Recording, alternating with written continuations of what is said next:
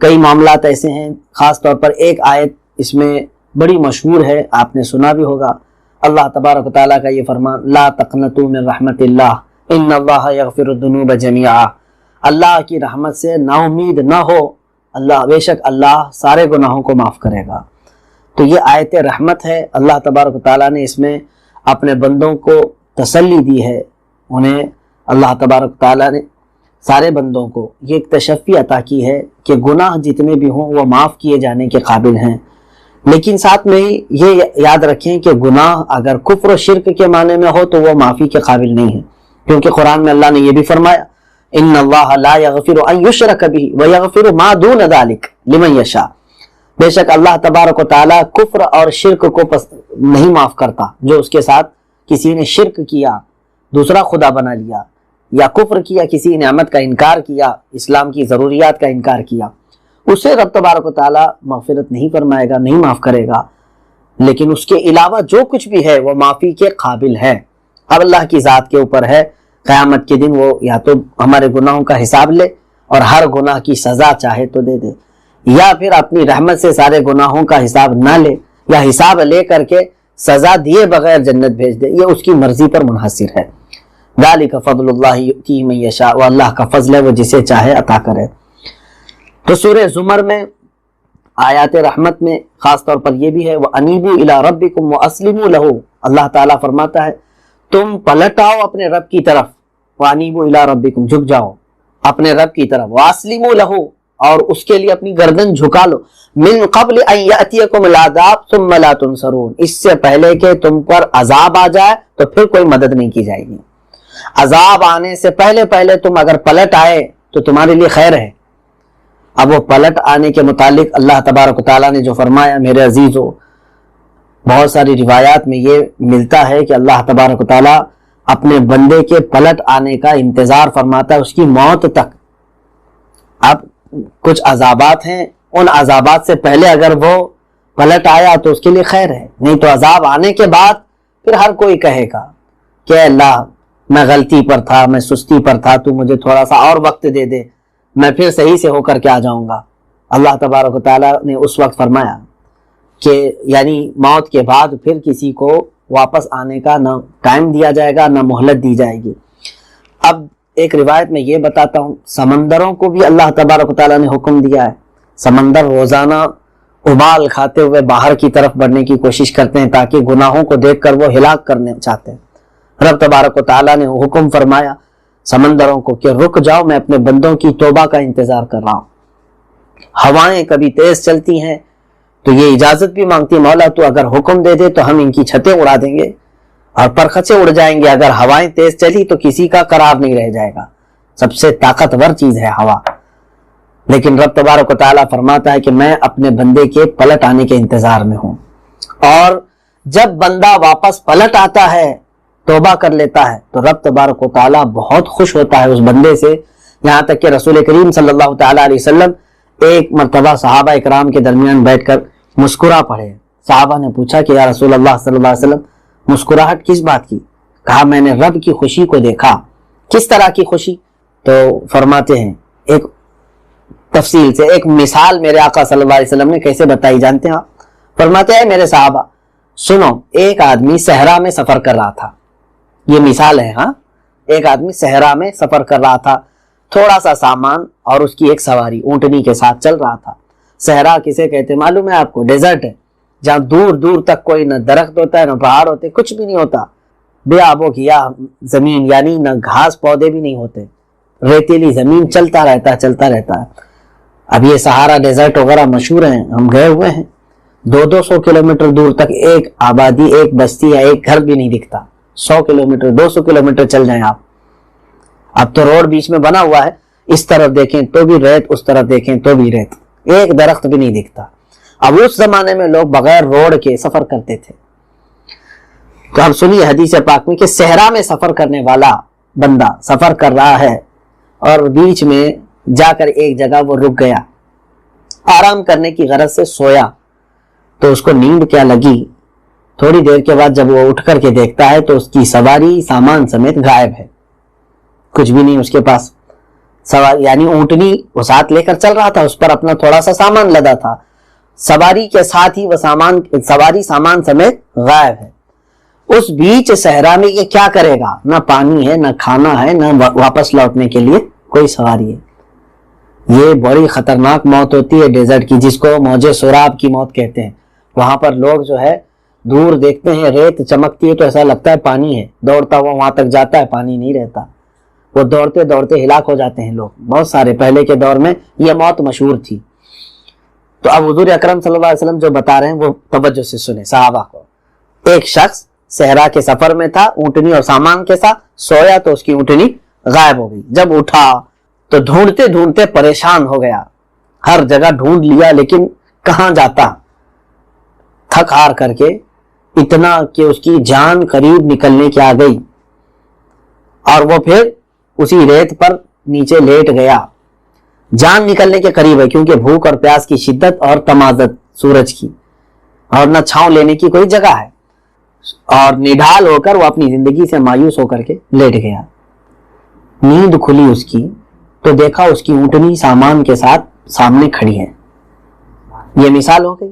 آپ سنیے, آپ کو بھی خوشی ہو رہی ہوگی کہ کسی کی موت کے وقت اگر اس کی گمشدہ چیز واپس مل جائے.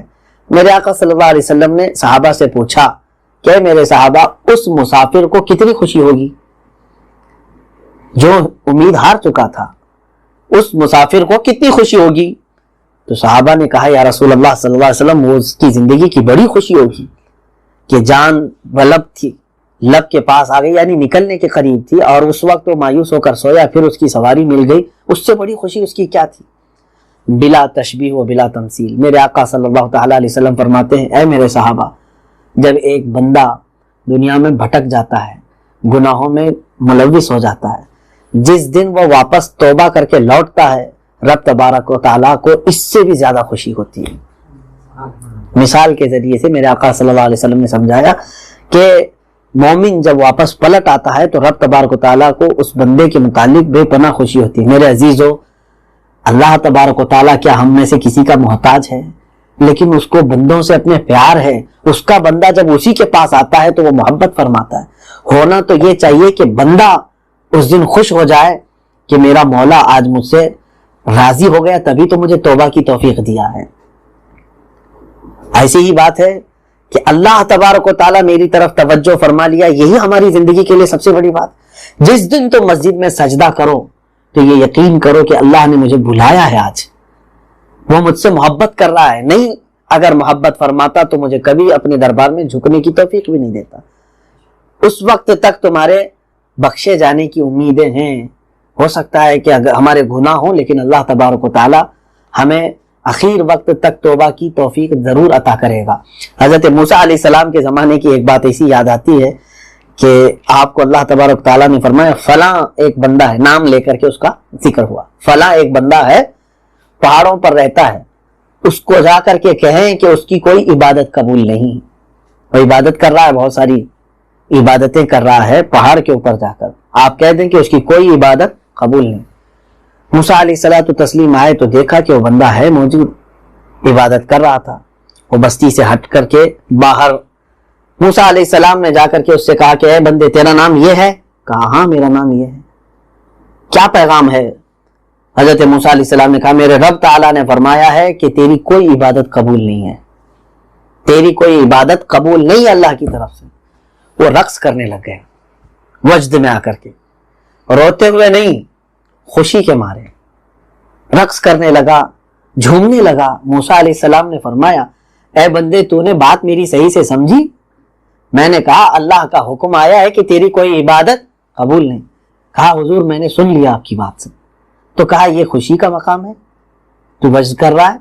تو اس بندے نے کہا کہ اے اللہ کے نبی, اگرچہ میری عبادتیں قبول نہیں ہوئی لیکن رب تبارک و تعالیٰ نے میرا نام تو لیا آپ کی پاس, میرا نام لے کر کے آپ کے پاس کہا ہے, میرے لیے اتنا بھی کافی ہے کہ میرا مولا مجھے یاد کیا ہے. رب تبارک و تعالیٰ نے حکم فرمایا موسیٰ علیہ السلام کو, اے موسیٰ اس بندے کو ہم سے اتنا لگاؤ ہے, اس کی ہر چیز قبول ہے. اللہ تبارک و تعالیٰ نے اس کی ہر چیز کو قبول فرمایا. تو میرے عزیزو, بندے کو ایک لگاؤ اس طرح سے ہو رب تعالیٰ کے حضور اسی لیے رب تعالیٰ نے فرمایا پلٹ آؤ اس سے پہلے کہ تم پر عذاب آ جائے، پھر تمہاری کوئی مدد نہیں ہوگی۔ اور اللہ تعالیٰ نے فرمایا لا تقنطوا من رحمت اللہ، اللہ کی رحمت سے نا امید نہ ہو، کبھی بھی نہیں، کبھی نہیں۔ تفسیر روح البیان میں علامہ اسماعیل حقی رحمۃ اللہ تعالیٰ علیہ نے ایک بڑی روایت نقل فرمائی، بلکہ یہ حدیث پاک میں بھی موجود ہے کہ بنی اسرائیل کے دو ایسے شخص تھے، دو بھائی تھے، ایک اس میں سے نیک تھا اور ایک گنہگار تھا۔ نیک بھائی ہمیشہ اپنے اس گنہگار بھائی کو سمجھاتا بھی رہتا تھا، چھوڑ دے، زندگی کم ہے اور ہم کو یہاں سے جانا ہے، پھر اللہ کی بارگاہ میں تجھے حساب دینا ہوگا۔ وہ گنہگار کہتا تھا میں چھوڑنا چاہتا ہوں بھائی، چھوٹ نہیں پاتی کچھ برائیاں، چھوڑنا چاہتا ہوں، روز کہتا تھا اور برائیوں میں ملوث رہتا تھا۔ اور یہ نیک بھائی ایک دن تنگ آ کر کے کیا کہا، اے میرے برادر، اے میرے بھائی، تو نے ایسے گناہ کیا کہ تجھے رب بھی نہیں معاف کرے گا۔ توجہ چاہتا ہوں، یہ بہت سارے لوگوں کسی کو اختیار نہیں یہ چیز بولنے کی۔ اس نے کیا کہا، تجھے رب بھی معاف نہیں کرے گا۔ حدیث پاک میں دونوں کا انتقال ہوا، جب نیک کا بھی اس برے کا بھی۔ اللہ تبارک و تعالیٰ نے اس نیک بندے کو اٹھایا، اس کی نیکیاں سب تھی اچھی، لیکن اس کی پکڑ اس بات پر ہوئی، رب تعالیٰ نے جلال میں اس سے پوچھا کہ اے بندے، تو نے میرے ایک گنہگار بندے کو مجھ سے مایوس کیوں کیا، میری رحمت سے اسے دور کیوں کیا کہ میں بخش نہیں سکتا اس کو؟ اور تو نے یہ کیسے کہا کہ رب بھی تجھے معاف نہیں کرے گا؟ کیا تو نے میری مغفرت کو ناپ کر دیکھا تھا؟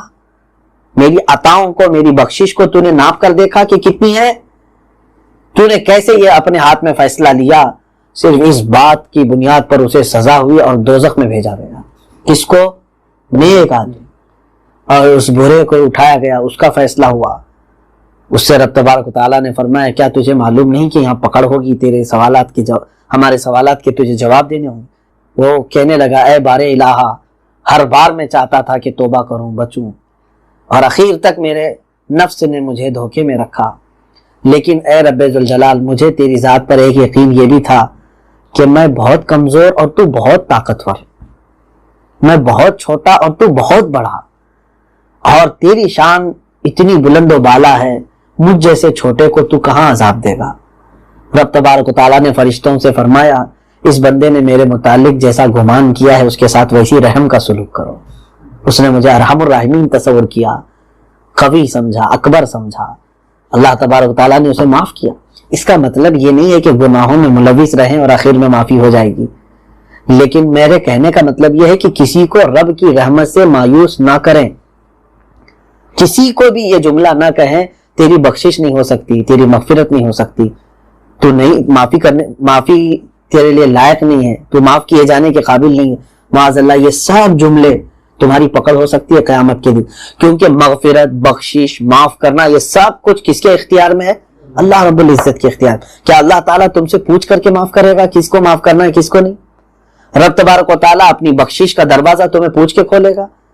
اس لیے کبھی بھی کسی کو اس طرح کی نہ جھڑکیاں دیں، نہ کسی کو اس طرح کی گفتگو کریں، بلکہ ہمیشہ یہ تصور کریں میرا اللہ قرآن میں جگہ جگہ فرمایا غفور الرحیم۔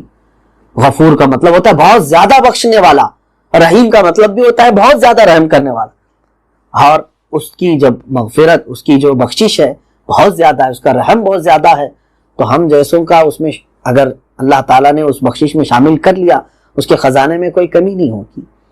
ہمیشہ یہ تصور کریں، اکثر ایسا ہوا ہے کہ کچھ لوگ 4 نمازیں پڑھ کر کے جس کی نمازیں نہیں ہوتی ہیں اس کو ایسے تانے دینے لگ جاتے ہیں، ہم تو بھائی نمازیں پڑھنے والے لوگ ہیں، تیرا کیا ہوگا؟ پتہ نہیں تیری بخشش ہوگی بھی کہ نہیں ہوگی۔ تم خود اپنے بارے میں کہو، امام اعظم ابو حنیفہ رحمۃ اللہ تعالیٰ علیہ 6000 ختم قرآن کر چکے تھے جس جگہ آپ دفن ہیں، اور پوری رات کھڑے ہوتے تھے عبادت کے لیے، باوجود اس کے اللہ کی بارگاہ میں یوں کہتے ہیں اے اللہ قیامت کے دن میری بخشش ہو گئی تو تعجب کی بات ہوگی، مجھ جیسا آدمی بخشے جانے کے قابل تو ہے نہیں۔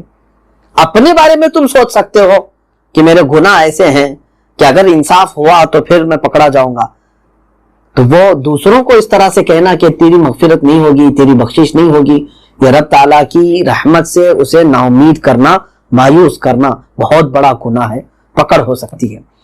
سورہ زمر میں یہ آخری آیتیں بڑی پیاری ہیں، اللہ تبارک و تعالیٰ نے اس میں جو فرمایا وَسِيقَ الَّذِينَ كَفَرُوا إِلَى جَهَنَّمَ زُمَرًا، کافروں کو جوق در جوق کھینچا جائے گا قیامت کے دن، کھینچ کر کے ان کو لایا جائے گا. حتی اذا جاؤہا وفتحت ابوابہا، جبکہ وہ جہنم کے قریب آئیں گے تو دروازے کھولے جائیں گے. وقال لہم خزنتہا، اور پھر جہنم کے جو دربان فرشتے ہوں گے وہ ان سے پوچھیں گے. کس سے؟ جو جہنم میں لائے جا رہے ہیں ان سے پوچھیں گے الم یأتکم رسل منکم، کیا تمہارے پاس اللہ کے رسول نہیں آئے تھے تم میں سے ہی؟ یتلون علیکم آیات ربکم وینذرونکم لقاء یومکم ھذا، کیا تمہارے پاس وہ رب کی آیتیں نہیں تلاوت کرتے تھے اور آج کے اس دن کے بارے میں تم کو نہیں ڈراتے تھے کہ قیامت ہونا ہے، آخر ایک دن آنا ہے؟ نہیں بولتے تھے تم کو؟ یہ کون پوچھیں گے؟ جہنم کے دروازے پر موجود جو دربان فرشتے ہیں وہ ہر گھسیٹ کر لائے جانے والے کو اتمام حجت کے ساتھ پوچھیں گے تجھے معلوم نہیں تھا؟ کیا تمہاری زندگی میں رسول نہیں آئے تھے یا نائب رسول نہیں آئے تھے؟ انہوں نے تم کو نہیں سمجھایا تھا کہ قیامت آنا ہے؟ قرآن کی آیتیں نہیں پڑھ کے سنائی تھی؟ تو سب کیا کہیں گے جانتے ہیں جہنمی؟ قالوا بلا، ہاں آئے تو تھے، سب آئے تھے، لیکن انہوں نے ان کا انکار کر دیا تھا، مانے نہیں تھے. ولیکن حقت کلمۃ العذاب علی الکافرین. پھر آگے اللہ فرماتا ہے قیل ادخلوا ابواب جہنم، پھر ان سے کہا جائے گا داخل ہو جاؤ جہنم کے دروازوں میں، کیا ہی برا ٹھکانہ ہے تمہارا، گھمنڈ کرنے والوں کا، تکبر کرنے والوں کا. تم اترا کر چلتے تھے زمین پر، تم کو جو سمجھانے آتا تھا تو تم سمجھتے تھے کہ کسی کے سمجھانے کی ہمیں ضرورت نہیں ہے. اور دوسری ایک جماعت، یہ سورہ کے آخری صفحے کو آپ کبھی قرآن اٹھا کر کے پڑھ لینا، ترجمہ پڑھ لینا، تفسیر پڑھ لینا، مزہ آئے گا آپ کو. وسیق الذین اتقوا ربهم الی الجنۃ زمرا، پھر وہ پرہیزگاروں کو بھی جو دنیا میں اللہ کو رب مانتے تھے، نبی صلی اللہ علیہ وسلم کے لائے ہوئے احکام کو تسلیم کرتے تھے، ان کو بھی فرشتے جماعت در جماعت لے کر کے جائیں گے. کہاں؟ الی الجنۃ، جنت کی طرف. حتی اذا جاؤہا فتحت ابوابہا، جب وہ جنت کے قریب آئیں گے تو وہاں جنت کے دروازے کھولے جائیں گے. وقال لہم خزنتہا، وہاں پر بھی جو دربان فرشتے ہوں گے جنت کے دروازے پر وہ ان سے کہیں گے، ایک وہ جہنم میں جانے والوں کی طرف آپ نے سنا، اور ایک یہ ہے جنت میں جانے والوں کے متعلق، کہ یہاں پر بھی فرشتے کیا پوچھیں گے؟ وہ جیسے ہی آئیں گے وہاں پوچھ رہے تھے کیا تمہارے پاس رسول نہیں آئے تھے، کیا تم کو ڈرائے نہیں تھے؟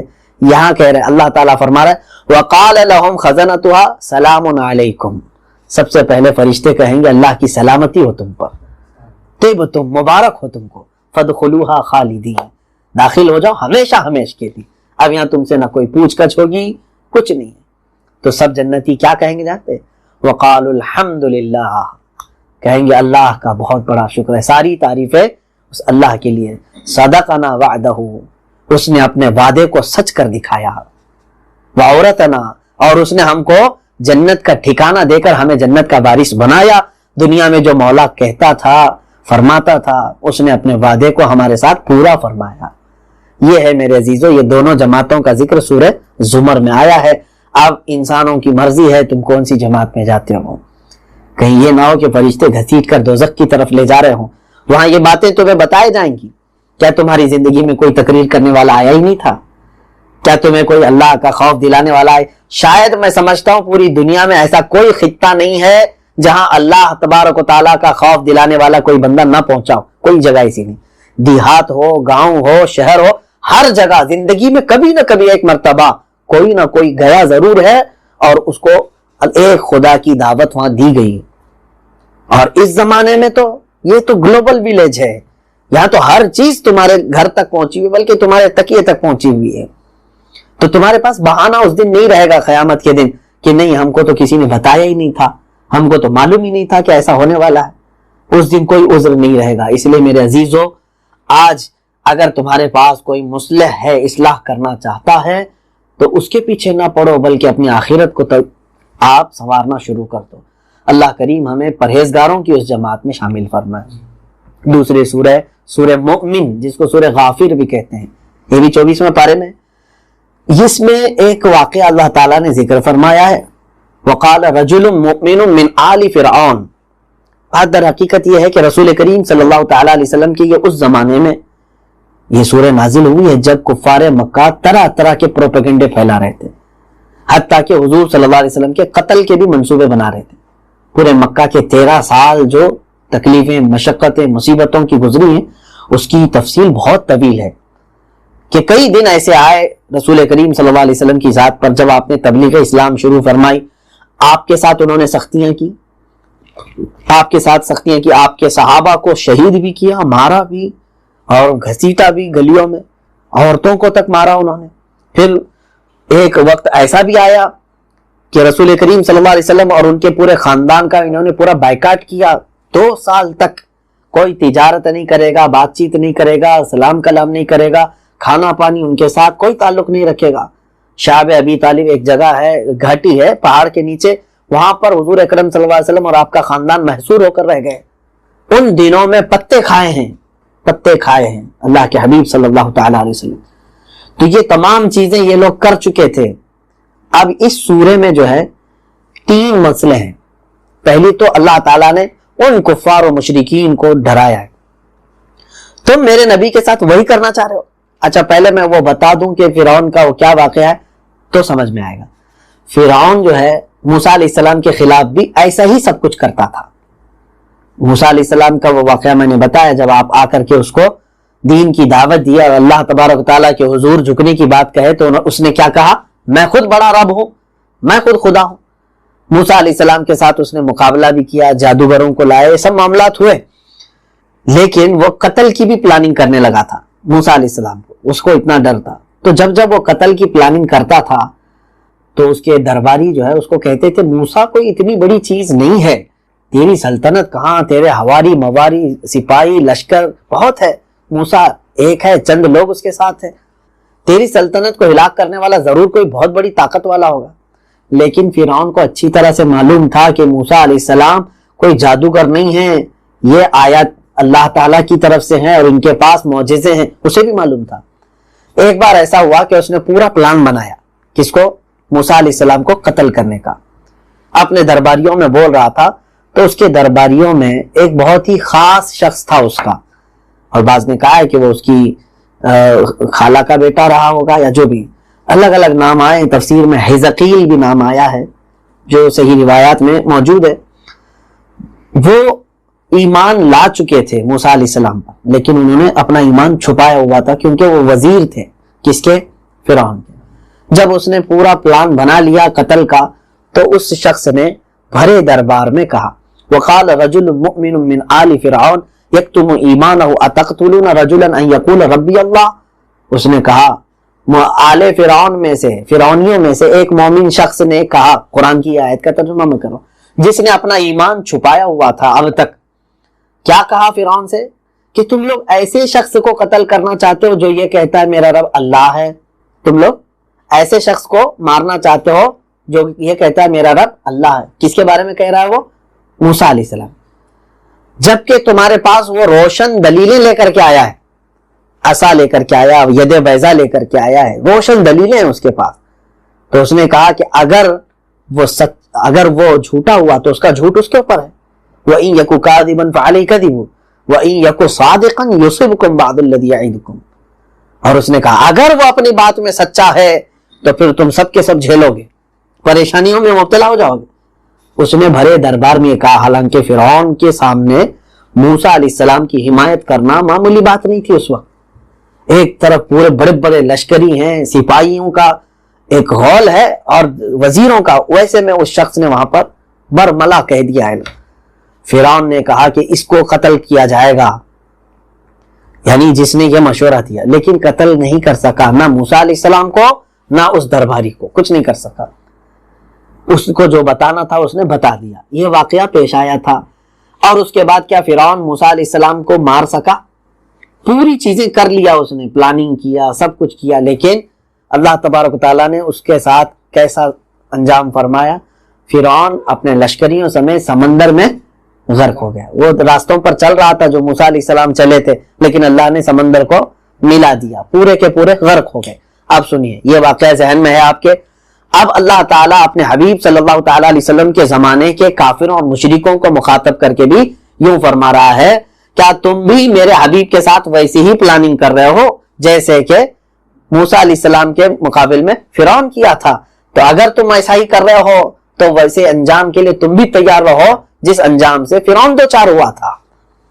ایک تو ان کافروں اور مشرکوں کو خطاب تھا یہ سورہ مومن میں، دوسرے میرے آقا صلی اللہ علیہ وسلم کو تسلی بھی دیا رب تعالیٰ نے، اے حبیب آپ نہ گھبرائیں۔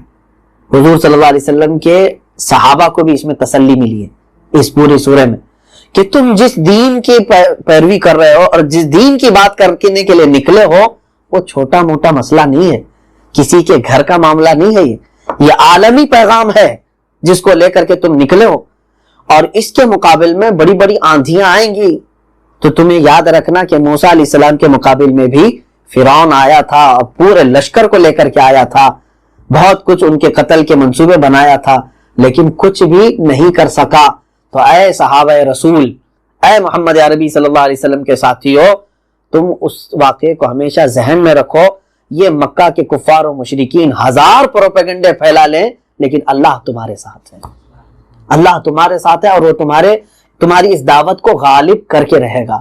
یہ کتنے حوصلے کی بات ہے۔ اگر اس قرآن کی تفسیر کو پڑھیں تو کیا ہم کو یہ نہیں لگتا آج کے حالات میں بھی ہم کو یہ توکل رکھنا چاہیے؟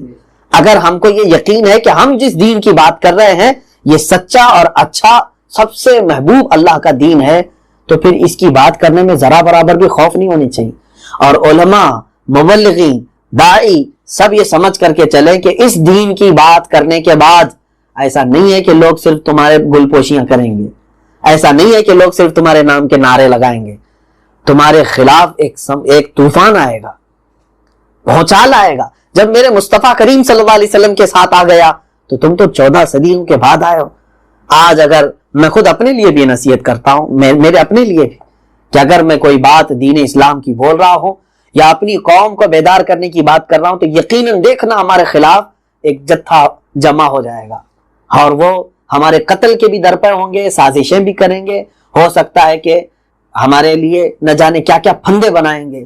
لیکن میں علماء اسلام، مبلغین، دعات، مصلحین سے ہی کہوں گا یہ تو ہماری سنت آبائی ہے، ہمارے آبا و اجداد، ہمارے بزرگان دین اسی راستے پر چل کر کے آئے، اور اگر یہ راستہ تمہیں پسند نہیں ہے تو میں سمجھتا ہوں نہ تمہارے سر پر امامے کی ضرورت ہے، نہ تمہارے جسم پر جبے کی ضرورت ہے، نہ ہی تمہارے اوپر عالم اور فقیہ اور مفتی کا لقب جچتا ہے، نہ ہی مبلغ اور داعی اور نہ ہی مصلح کا لقب تمہیں اچھا لگتا ہے۔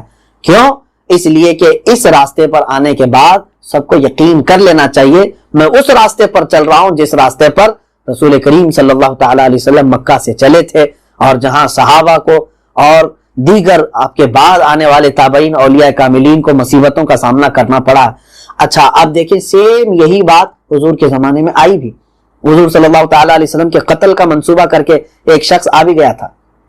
حضرت عبداللہ ابن عمر بن عاص رضی اللہ تعالیٰ عنہ کی ایک حدیث ہے، اس حدیث میں آپ نے فرمایا ہے عقبہ بن ابی معیط نام کا ایک ظالم شخص حضور صلی اللہ تعالی علیہ وسلم جب مکہ مکرمہ مسجد حرم میں سجدہ فرما رہے ہیں، اس میں آیا اور یہ عقبہ آ کر کے ایک لمبا سا کپڑا لے کر میرے آقا صلی اللہ علیہ وسلم کی گردن میں ڈال دیا، ڈال کر کے اس کو گول گھمانا شروع کر دیا، بل دینا شروع کیا، ایسے جیسے کوئی پھانسی کا پھندا بناتا ہے، جس کی وجہ سے میرے آقا صلی اللہ علیہ وسلم کے گلے میں وہ پورا کپڑا ٹائٹ ہو چکا تھا، جیسے کوئی تولیہ ڈال کر کے لپیٹے۔ اس نے لپیٹنا شروع کیا، اسی اسنا میں سیدنا ابو بکر صدیق رضی اللہ تعالیٰ عنہ آ گئے اور اس کو دھکا دے کر کے مارا اور اس کو گرایا۔ حضرت ابو بکر صدیق رضی اللہ تعالیٰ عنہ نے جو جملہ فرمایا وہ یہی ہے، انہوں نے فرمایا تقتلون رجلا ان یقول ربی اللہ، کیا تم سب مل کر کے ایسے شخص کو مارنا چاہتے ہو جو یہ کہتا ہے میرا رب اللہ ہے؟ تو اللہ تعالیٰ نے وہ سورہ نازل فرمائی، کہا سیم ایسی ہی فرعون کے دربار میں موجود ایک بندے نے بھی یہی کہا تھا فرعون کو موسیٰ علیہ السلام کے بارے میں، کیا تم ایسے کو قتل کرنا چاہتے ہو جو یہ کہتا ہے میرا رب اللہ ہے؟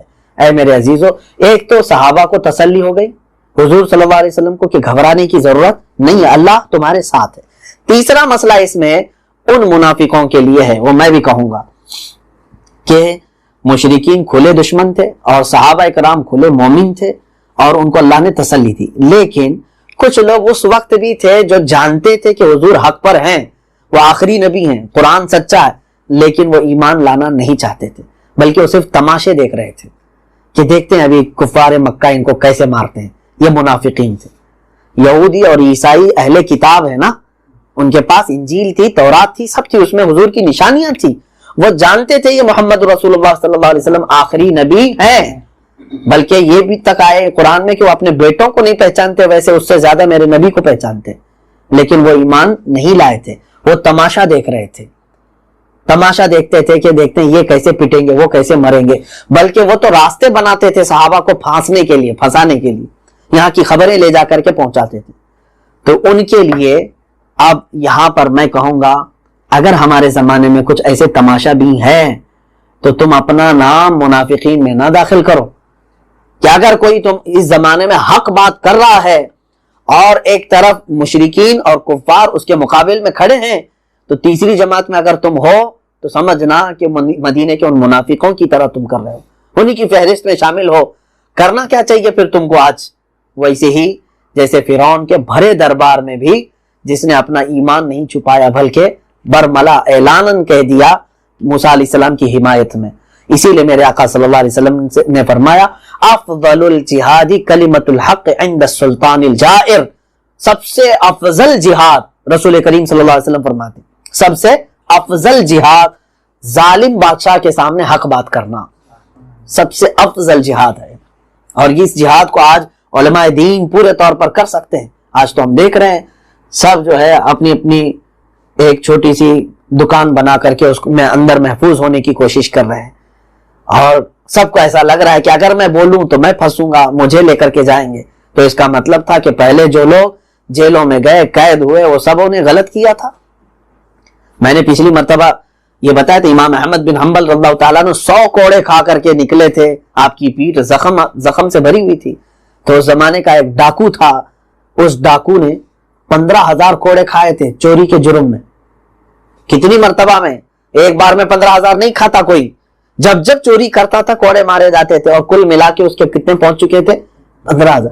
اس نے امام احمد بن حنبل کو دیکھا تو ایک بات اس نے کہی تھی، احمد بن حنبل سنا ہے کہ تم نے کوئی ایک حق بات کی جس کی وجہ سے تمہیں خلیفہ نے 100 کوڑے لگوائے ہیں، 100 کوڑے لگوائے ہیں، تم جو ہے زخمی پیٹ لے کر کے جا رہے ہو۔ اس نے بہت پتے کی بات کہی تھی، کہا مجھ جیسا آدمی چوری کرتا ہے اور کوڑے کھاتا ہے، چوری کرتا ہے پھر کوڑے کھاتا ہے، چوری کرتا ہے پھر کوڑے کھاتا ہے، میں نے کوڑوں کے ڈر سے آج تک چوری نہیں چھوڑی، 15,000 کوڑے کھا لیے۔ احمد بن حنبل تو 100 کوڑوں کے ڈر سے کبھی حق بات نہ چھوڑنا۔ جب مجھ جیسا آدمی غلط نہیں چھوڑ سکا آج تک تو حق کا راستہ کیوں چھوڑے گا؟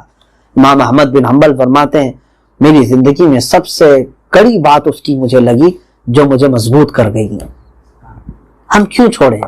ہاں تکالیف آئیں گی، ساتھ میں اللہ تبارک و تعالیٰ نے ہمارے لیے جو وعدہ فرمایا ہے وہ اس کا وعدہ پر حق ہے۔ زندگی میں اگر مصیبتیں آتی ہیں تو میرے مولا نے ہمارے لیے جنت میں مہمانی رکھی ہے، ہمارے لیے ہماری تکلیفوں اور ہماری مصیبتوں کے عوض رب تعالیٰ کی بارگاہ میں جو اجر ہے اس کا تو ہم شمار بھی نہیں کر سکتے۔ تو یہ سورہ مومن میں یہ 3 طرح کی باتیں آئی ہیں۔ ایک مشرکین مکہ کو رب نے فرمایا اگر تم میرے نبی کے ساتھ ویسا کر رہے ہو تو انجام تم بھی سمجھو، جیسے فرعون کا ہوا ویسے ہی تمہارا ہوا کہ نہیں؟ ویسی فرعون کو بہت چھوٹی طاقت سے اللہ نے ہلاک کر دیا، پانی سے، پانی کو کبھی کوئی اہم سمجھتا بھی نہیں تھا۔ اور اسی طرح اللہ نے بدر میں مشرکین مکہ کے بڑے بڑے سرداروں کو کیسے ہلاک فرما دیا، وہ 313 نہتے صحابہ جو صحیح طریقے کی تلواریں بھی نہیں لے کر کے آئے تھے، اور سردار قریش ابو جہل کو تو بچوں سے اللہ نے ختم کر دیا۔ تو انجام ویسے ہی ہوا جو نبی اکرم صلی اللہ علیہ وسلم کی دعوت میں رخنہ اندازی کرتے تھے، ان کے ساتھ اللہ تعالیٰ نے ویسے ہی برا ان کا انجام فرمایا۔ دوسرے اپنے حبیب کی حفاظت بھی فرمائی، صحابہ کی عزت بھی، اور پوری دنیا میں اسلام پہنچانے میں انہوں نے جو محنتیں کی اللہ تعالیٰ کی غیب سے ان کی مدد بھی ہوتی رہی۔ اور پھر منافقین کے لیے بھی اس میں ہے کہ تم اپنا ایمان، یہ تم اپنی حق بات کو اندر چھپا کر کے تماشا دیکھتے نہ رہنا، ورنہ تمہارا بھی انجام انہی کافروں کے ساتھ ہوگا۔ اللہ تبارک و تعالیٰ حق بولنے اور حق سمجھنے اور حق پر قائم رہنے کی توفیق عطا فرمائے۔ سورہ حامیم السجدہ آخر میں آئی ہے، بس اس کی فضیلت میں بتا دوں، وقت زیادہ ہو گیا ہے۔ اللہ کے حبیب صلی اللہ تعالیٰ علیہ وسلم اس سورہ کو ہمیشہ تلاوت فرماتے تھے، اور ایک روایت یہ بھی ہے کہ جس نے حامیم السجدہ کی تلاوت کی اللہ تبارک و تعالیٰ قیامت کے دن اس کو خوف کرنے والے بندوں میں، یعنی اللہ سے جو ڈرتے تھے متقیوں کے ساتھ اسے اٹھائے گا۔ سورہ حامیم السجدہ یہ 24ویں پارے کے آخری سورہ ہے، اسی میں یہ مشہور آیتیں ہیں جو ہم پڑھتے بھی ہیں۔ وقال الذین کفروا ربنا ارنا الذین اضلانا من الجن والانس، کافر اس دن کہیں گے اے اللہ ہم کو وہ دونوں لوگ دکھا دے جنہوں نے ہمیں گمراہ کیا ہے۔ اس کی تفسیر میں بعض علماء نے کہا ہے کہ بچے اپنے ماں باپ کے خلاف مقدمہ کریں گے، کہیں گے مولا ہم کو گمراہ کرنے میں ان کا ہاتھ تھا، دکھا ہم کو وہ کہاں ہے۔ کیا کریں گے؟ نجعلہما تحت اقدامنا، ہم اپنے پیروں کے نیچے انہیں رون دیں گے تاکہ وہ ذلیل ہو جائیں۔ یہاں پر ایک آیت یہ، دوسری آیت اس میں یہ بھی ہے استقامت۔ استقامت کسے کہتے ہیں؟ جمے رہنا، کسی بات پر ڈٹے رہنا، جمے رہنا۔ ان الذین قالوا ربنا اللہ ثم استقاموا، اللہ فرماتا بے شک وہ لوگ جنہوں نے کہا ہمارا رب اللہ ہے پھر اس پر جم گئے، کیا ہوگا ان کے ساتھ؟ تتنزل علیہم الملائکہ، اللہ ان پر فرشتوں کو اتارے گا۔ اے میرے عزیزو آج اس بات کی ضرورت ہے، تم سب تو کہتے ہو اللہ ہمارا رب، ہمارا رب اللہ، اب اس پر قائم رہو چاہے جیسی بھی طاقت تمہارے سامنے آئے، کیسی بھی۔ فرعون نمرود وغیرہ کے واقعات سننے والی قوم اس زمانے کی کسی 5 سالہ نمرود اور 5 سالہ فرعون سے کیوں خوف کھائے؟ وہ جتنے بھی آئیں گے اس بار اس سے بھی زیادہ خطرناک نہیں آئیں گے انشاءاللہ العزیز، اور ان کے ساتھ بھی وہی برا انجام ہوگا جو فرعون و نمرود و شداد و قارون و ابو جہل کے ساتھ ہوا، جنہوں نے اسلام کے خلاف ہرزہ سرائی کی، پلاننگ کی، خفیہ پروپیگنڈے بنائے، ان کے ساتھ رب تبارک و تعالیٰ وہی انجام فرمائے گا۔ دیکھنا آپ دنیا یاد رکھے گی جنہوں نے اسلام کے خلاف منصوبے بنائے ہیں اللہ انہیں تباہ فرمائے گا۔ اور آیت کریمہ میں رب تعالیٰ نے یہ فرمایا جنہوں نے استقامت اختیار کر لی ان پر اللہ فرشتے اتارتا ہے۔ سب سے بہترین استقامت اگر دیکھنا ہے کہ کس کو کہتے ہیں جمے رہنا، کس کو کہتے ہیں ڈٹے رہنا، تو میں کہتا ہوں بلال حبشی رضی اللہ تعالیٰ عنہ کی سیرت پڑھو، ان کی زندگی کو پڑھو، کیا نہیں کیا ان کے ساتھ، لیکن زبان ٹس سے مس نہیں کی، جبکہ شریعت نے حکم دیا ہے، اجازت دی کہ اگر تمہاری جان پر بنا ہے، کسی نے گردن پر تلوار رکھ دی، تمہیں کہہ دیا جائے کہ کلمہ کفر کہو، تم اپنی جان کی حفاظت کے لیے اگر دل میں ایمان رکھ کر زبان سے کوئی کلمہ کہہ بھی دیے اللہ معاف فرمائے گا۔ من کفر باللہ من بعد ایمانہ الا من اکرہ وقلبہ مطمئن بالایمان، آیت ہے۔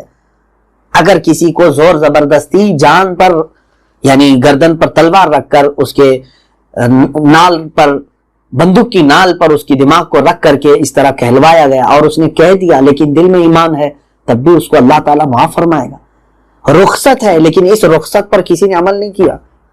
وہ صحابہ دیکھے ان کے ساتھ کیا نہیں کیا گیا، مسلح کر دیا گیا تھا زندہ رکھ کر کے، سولی پر چڑھا کر کے ناخنوں کو پکڑ سے کھینچتے تھے اور گرم سلائیوں کو آنکھ میں پھیر دیتے تھے جس سے ان کے آنکھوں کی پتلیاں باہر آئے، ناک کاٹے گئے، کان کاٹے گئے، اس طرح سے ان صحابہ کے ساتھ کیا گیا۔ لیکن کیا انہوں نے کہا کبھی کہ اللہ ہمارا رب نہیں، ہم تمہارے لات و منات و عزا حبل وغیرہ کو مانتے ہیں؟ کبھی کہا انہوں نے؟ معاذ اللہ رب العالمین، کبھی نہیں کہا۔ میرے عزیزو وہ صحابہ ہمارے لیے سب سے بہترین آئیڈیل ہیں۔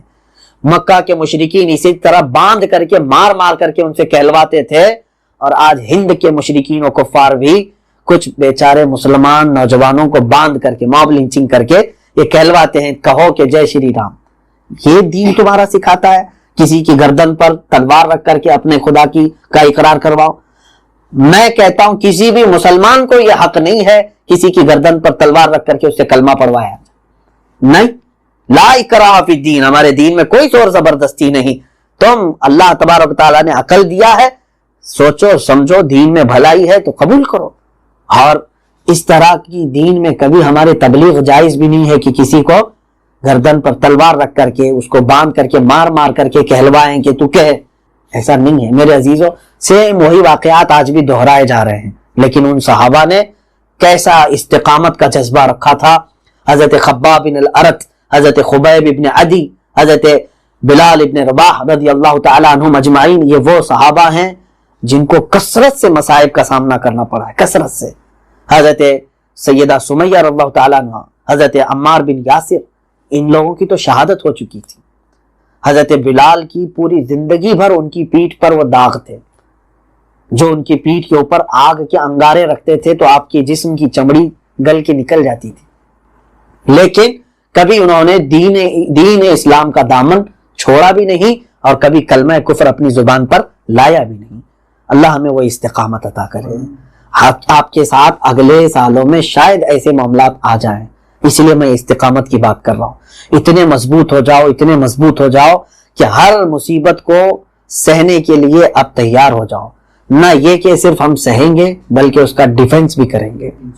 ہم ڈیفنس بھی کریں گے, کیونکہ اگر یہ نہ بھی کریں گے اگر آپ کے موجود دشمن, تو دجال کو تو آنا ہے. اگر اللہ نہ کرے, 1000 بار نہ کرے ہماری زندگی میں دجال نہ آئے, ہم اس کے فتنوں سے محفوظ رہنا چاہتے ہیں, لیکن دجال کا فتنہ دنیا کا سب سے بڑا فتنہ ہوگا. آدم علیہ السلام سے لے کر قیامت تک کے فتنوں میں سب سے بڑا فتنہ اس نے تو یہی کرانا ہے. وہ تو یہی کرائے گا. وہ تو ٹانگ پکڑ کر کے تمہارے سامنے کسی مومن کو چیر دے گا, بیچ میں سے کھولتے ہوئے تیل میں کسی کو ڈال دے گا اور کہے گا کہ میں خدا ہوں تیرا. اس وقت کیا کہو گے؟ زبان پھسل جائے گی, زبان لڑکھڑا جائے گی. پتہ نہیں کتنے لوگ ایمان پر مستقیم رہیں گے اور کتنے پھر جائیں گے, یہ اللہ ہی بہتر جانے. میرے آقا صلی اللہ تعالی علیہ وسلم اپنی دعاؤں میں یہ کہتے تھے, اللہم انا نعوذ بک من فتنۃ المسیح الدجال, اے اللہ ہم پناہ مانگتے ہیں تیری مسیح دجال کے فتنوں سے. اے میرے عزیزو, جس کے پاس استقامت نہیں ہے وہ تو چھوٹی چھوٹی چیزوں سے بھی بک جائے گا. کسی نے تھوڑی آنکھ دکھائی تو بک جائے گا دین چھوڑ کر کے. نہیں ہوتا ہے آج ہمارے بہت سارے لوگ اپنی آئیڈینٹی چھپا رہے ہیں, نام ایسے رکھو کہ پتہ نہ چلے, سر پہ کوئی چیز نہ رہے, چہرے پہ کوئی چیز نہ رہے کہ کوئی مجھے مسلمان سمجھ کر کے تکلیف نہ دے. اس کو استقامت نہیں کہتے. تمہارے دل میں جب یہ یقین ہے کہ میں حق دین پر چل رہا ہوں اور میرا دین حق ہے, تو پھر کس چیز کا خوف ہے, ڈر کس بات کا ہے؟ جانا کل بھی ہے یا آج بھی ہے, آج جائیں گے یا کل جائیں گے, لیکن اصل ہماری زندگی آخرت میں ہے. اگر ہم نے یہاں پر اللہ کو چھوڑ دیا اور سمجھوتا کر لیا تو سمجھ لو کہ تم نے جنت چھوڑ کر کے دوزخ خرید لی. اور آج ان مصیبتوں کو تھوڑے دنوں کے لیے برداشت